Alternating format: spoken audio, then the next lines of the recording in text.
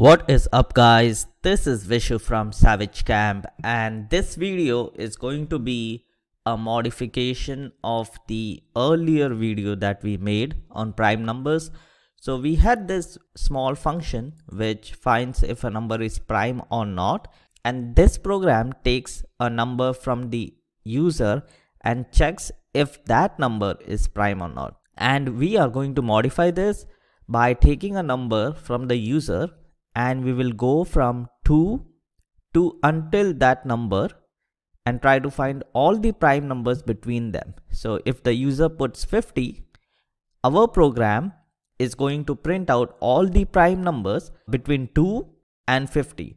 So we already know how to find a prime number for a single number, and that is why this is going to be pretty easy, because what we will do is take a last number is equal to integer of this, and first we will loop through it. So for each number in range to last number, print each number. So I'm going to do this and comment this out.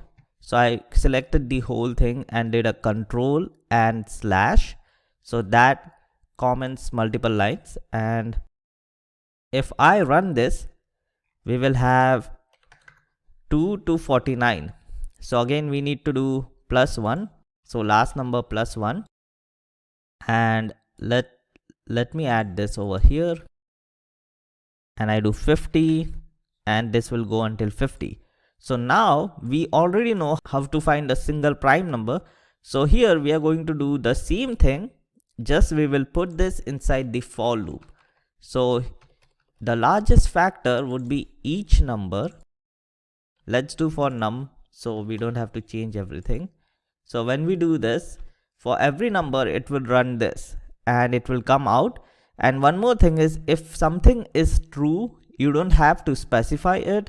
So if I open idle, if I do a is equal to a blank list, if a, print not empty, and if I run this, it won't print anything because it does not exist.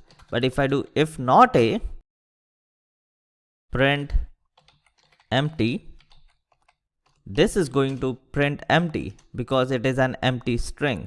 So if something is true, it has a value, which means that if flag has a value, it can be written like this: if flag, then print this number is a prime number.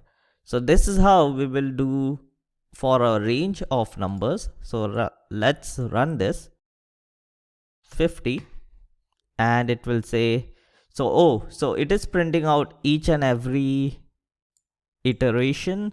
So we did not remove, so 43, you can see it went until 21 and it says 43 is a prime number. So we need to remove checking this, and let's try, we also need to remove this. We also need to remove this and just print out the numbers. So let's do 50 again, and you will see 48 is not a prime number. Okay, so it is printing which is prime and which is not a prime.